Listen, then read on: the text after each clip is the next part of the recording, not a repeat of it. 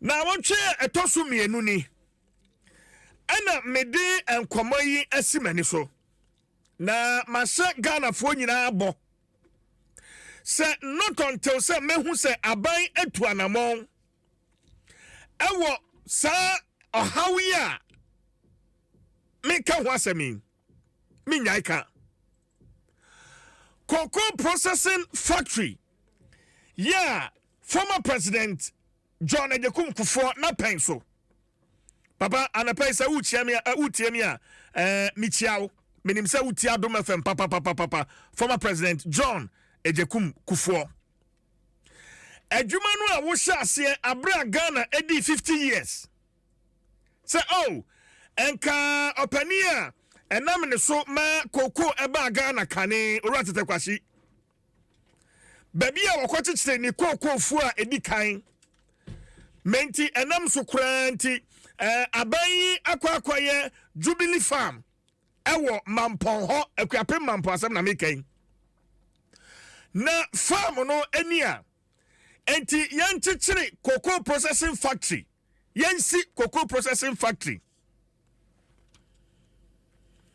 na cocoa no a free Jubilee Farm hono yam process wo hwa na yewie a yamfa Ghana at 50 ashef so dempo ento so na export it adwene na etan kire no adwene na etan kire no amampani na kufo free so 2008 besinne yedi 50 years anniversary wie enfie dudu osani enra na mene mpanifo bi atwitwe nkomo free Mampong-Akuapem ana wo mo kyerese owura ntatakwashi ni kokofo no ewo ho banu mpono sene kokofo no aye no unhwe Facebook a tatakwashi koko ayo fa video no ba chekaka weye tatakwashi koko and exhibition center eno na yesiei sadan no yakasai aka mede obekom sesi a bra Facebook na behwe ansa na Jubilee Cocoa Farm no so wo ho a yeboka asi factory ya factory no aka wuram aka chance yesese yedi guso ama ema sesi enua wo so nyina wi na che wudu honoma enkrante ni awunhwe ni sesi o Facebook yi eye bia yesi se ha ne de exhibition center etu hwe dan we eye video room ana yesi ho ya esi ho emuhwe bibia ni ho exhibition center osha Minister of Tourism Honorable Barbara Otinjesi ana ebia no foundation stone wamude bo ho ana bo hoi souvenir shop ensusuni photo exhibition room ensusu eni we put the photo exhibition hall ensusuni sa we nyina no ya the taxpayers money aye ene eja ho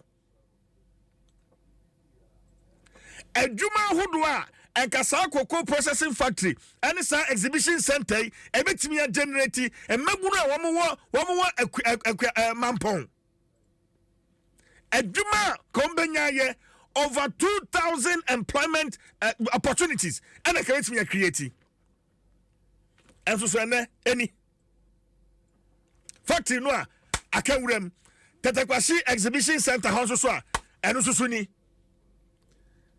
and I had to dream. Meanwhile, there's a ministry in charge of tourism. And Cabrofo betimi afiaman on it, and Cofo betimi afiaman on it. Now, my baba beshe. Tatakwashi for muni. This is the first cocoa farm in Ghana. And I will share this here. This is the first cocoa farm. And I mean, assemblyman Betwa, so that notice oka. So almost share that yay. Enti ye di 50th anniversary no aman penny for mba ye nyina no ya de omo kɔ hɔ mo kodua koko enti Liberia president ni koko ni former tourism minister Jacob Echebilante ni koko ni former president John Ejekum Kufo ono so ni koko ni na so obia din bo ni koko ho kama yanka obia ofiama no ne beba no nko ba be hu sa at the first say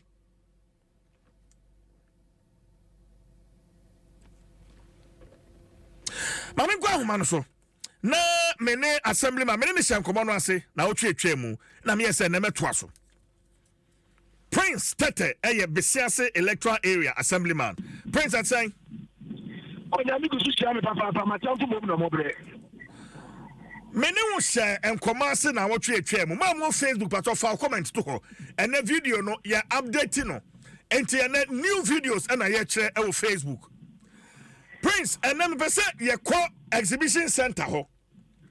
Na ye hwe ni asesi exhibition center no so aye Chamfoni chain for omo nim baby e wo no ane butaye nti a ye de see exhibition center no chain mu kakra Prince sige me da papa ni edikai ada wati fo nya ti se omo radio ato Adom FM na mata atia nana osabare ma okidate a wo ye Mampong-Akuapem Matia Yayemia, Nanayemia, a Akuapem, our decline, Mampong-Akuapem, Nana Mantado, I am Sumina and a Mampong-Mai, which Yamina.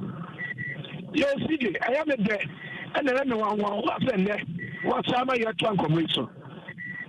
I will look at the better I won't feed him. I never know what Papa said. What's our time, Mampong-Mai? Say, I'm trying to come. Here, I wish to thank you. Ho ana ya bia ye papa ye nana ye bia ye papa te pepasi oni kokoro no free fane do power odi be see from sa bia wono ana kokoro edi kai atiti ye ewo ana asati so sa bia wo aya asati kronkron sa bia wo aya bia wo gana di wani be sha sa asati krampo a ye nshidama wo it's not that the Pasibayan or try so many other corner on the other degree or try NGC and ye and so whatever Mampong-Akuapem. None will see that Canadian pointility or the self of no, it's a fee, that's what about, and I'm in Coco after our gunning in our. Let's watch a meeting center, yeah, and then I come one more ever see. Daya, whatever exhibition center. And then it's one running up pray. I am my sky. That's me not say. I had a program. Yeah, Papa, just before. Every day, and I am Papa, the Quebec be empty. The bench of the minister. Then we say, Daddy, and I have one Ghana. Everybody, I cost to a Ghana year. And there was one back. No, that's a baby. I did a cocoa. I am preparing to an amount by. Or do the ano? Well, we were there and see why I see a vision center. Papa is shooting. Me and Kenny, Namini and Kenny, Meg and Kenny, at the Japanese to say about Ghana. Not any of one Ghana, you know. Never see a sorry, not Ghana, man, you get the father. Or me and Papa, Jay, before. To an amount at the visiting center, and the fair pet. Many can say at visiting center, it's you. Bibia, the first and so I can't be I didn't care what my visiting center and I am empty. I am empty. Bibia, you are just saying, and the other visiting center. Confirm say, Ebra, when we have innovation, our vision center, I didn't have any system. I had the chance. Yeah, no, me. No, sorry, the minister by then. No, how to know yet. Doctor, empty. Made me money. I know that be I know my. Nidin also video no Nidin what is about Tingesi. Nidin. Papa, I told her I am a politician. I don't want to go into that. No. So you have to mention names? I have mentioned the name. Nidin also. You did. I didn't mention names. Yes. Nidin was about Tingesi. What I say so you know what you prepare. What the new man machine ne sa na nkani be ka kire wo ka machine ne Juma fan ka machine ne papa ayana be ka so ne ba ya mi di ya wa ya ni pa nti afi ka machine ne na me danyami ose se Emra ya to yensa efre ya empty o ya yana dokia oba bi oba problem ni Emra nya ba ya no dokia wo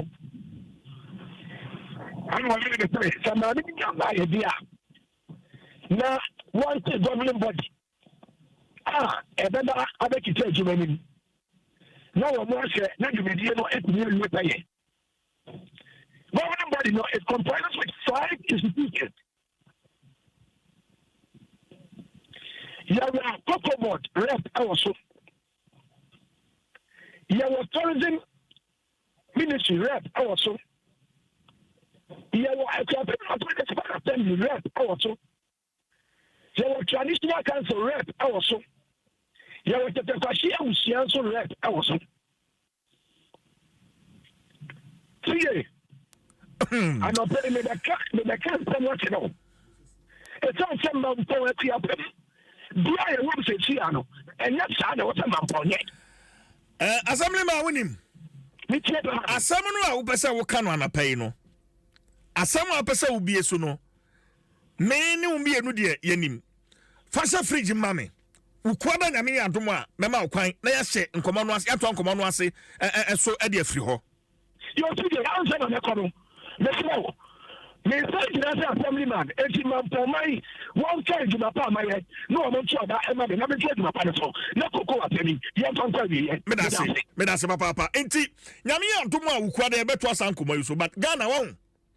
Agro wo ye ni so papa. Ana abro so wo ye trim. Tiem ye me say agro wo ye ni so empanifo a ye de o masi wo man ya ano no.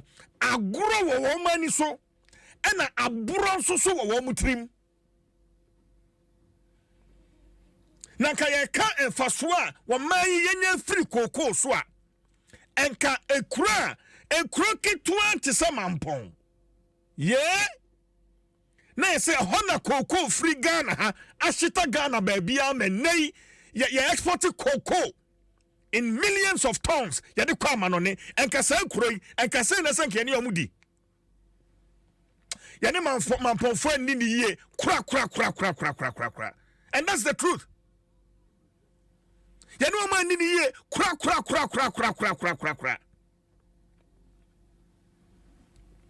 ya ne man ni ye agro ni abro no doso agro ene abro no e doso manuato